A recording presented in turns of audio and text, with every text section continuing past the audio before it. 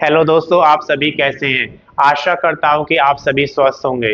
दोस्तों, आज इस वीडियो में हम लेकर आए हैं कि आरआरबी एनटीपीसी ने ग्रेजुएट लेवल के लिए यहाँ पर वैकेंसीज निकाली हैं, जिसके ऑनलाइन एप्लीकेशन कब से शुरू होंगे, अंतिम तिथि क्या रहेगा, कितना एप्लीकेशन फीस आपको देना है, ये सारा कुछ इस वीडियो में डिस्कस करेंगे।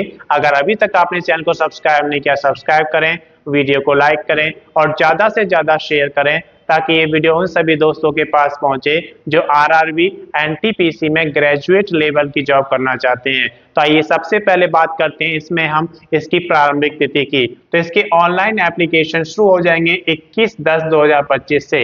अंतिम तिथि की अगर बात करते हैं तो 20/11/2025 तक आप इसका ऑनलाइन एप्लीकेशन जमा करा सकते हैं। आवेदन शुल्क आपको 20/11/2025 तक जमा करना होगा।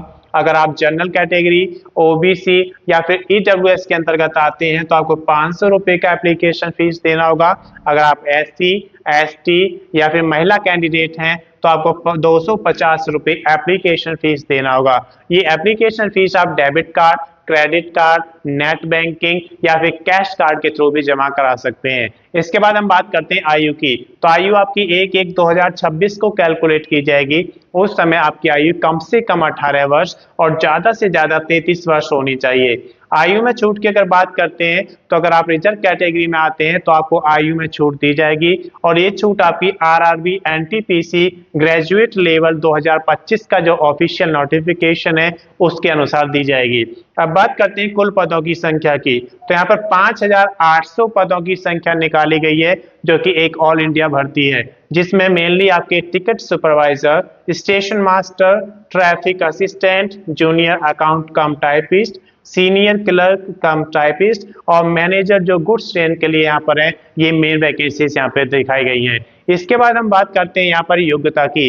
तो इसमें आपका स्नातक पास मांगा गया है। किसी भी रिकॉग्नाइज्ड यूनिवर्सिटी से अगर आपने स्नातक या उसके इक्विवेलेंट पास किया हुआ है तो आप इसके लिए एलिजिबल हैं, आप इसका फॉर्म फिल कर सकते हैं। लेकिन अगर यहाँ पर आप टाइपिस्ट की बात करते हैं तो इसके लिए टाइपिंग होना भी जरूरी है, तो आपके पास हिंदी इंग्लिश दोनों की टाइपिंग भी आना चाहिए। इसके बाद हम बात करते हैं कि इसके एग्जाम्स की।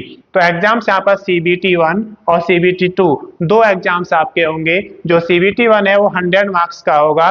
उसमें आपका जनरल अवेयरनेस 40 मार्क्स का आएगा, मैथमेटिक्स की बात करते हैं तो 30 मार्क्स का आएगा, रीजनिंग की बात करते हैं तो 30 मार्क्स का आएगा। और जो टाइम यहाँ पर दिया गया है 90 मिनट्स, यानी कि 1.5 घंटे का टाइम आपको दिया गया है और यहाँ पर 1/3 की नेगेटिव मार्किंग होगी। इसके बाद CBT 2 की बात करते हैं तो 120 मार्क्स का होगा, जिसमें जनरल अवेयरनेस 50 मार्क्स की आएगी, मैथमेटिक्स 35 मार्क्स का आएगा और रीजनिंग 35 मार्क्स की आएगी।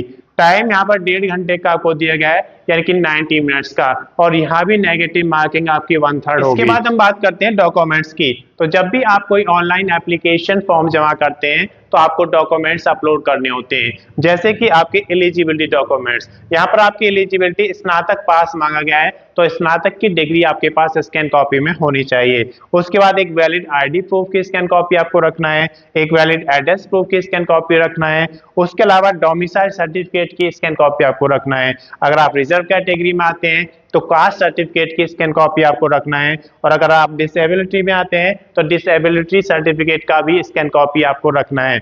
उसके बाद सिग्नेचर आप एक फोटो पर सिग्नेचर करेंगे, उसके भी स्कैन कॉपी रखना है, और एक पासपोर्ट साइज फोटो की स्कैन कॉपी आपको रखना है। तो ये सारे डॉक्यूमेंट्स आपके पास स्कैन कॉपी में होने चाहिए। जब आप ऑनलाइन एप्लीकेशन फॉर्म जमा करते हैं तो सबसे पहले आप बेसिक डिटेल्स फिल करते हैं, उसके बाद डॉक्यूमेंट्स अपलोड करते हैं, फिर सिग्नेचर और फोटो अपलोड करते हैं। जब ये सारी चीजें अपलोड हो जाती हैं तो आप उसका प्रीव्यू चेक करेंगे। प्रीव्यू चेक करने से आपको एक बेनिफिट मिल जाता है कि अगर आपने कोई गलती की है तो आप उसे सुधार सकते हैं, और अगर प्रीव्यू चेक करने के बाद आपको लगता है कि सारी एंट्रीज सही हैं तो आप उसका फाइनल सबमिशन कर देंगे। और फाइनल सबमिशन करने के बाद आप उसका प्रिंट आउट जरूर निकालेंगे, ताकि आपके पास एक रिकॉर्ड रहे कि इस भर्ती में कौन कौन से डॉक्यूमेंट्स आपने अपलोड किए हैं और कौन कौन से डॉक्यूमेंट्स आगे आपको रेडी रखने हैं। इसकी अधिक जानकारी आपको लेना है तो उसके लिए आप आरआरबी एनटीपीसी की ऑफिशियल वेबसाइट पर जाएंगे और वहां से ऑफिशियल नोटिफिकेशन पढ़ेंगे तो आपको संपूर्ण जानकारी मिल जाएगी। मैं समझता हूं कि इस वीडियो के माध्यम से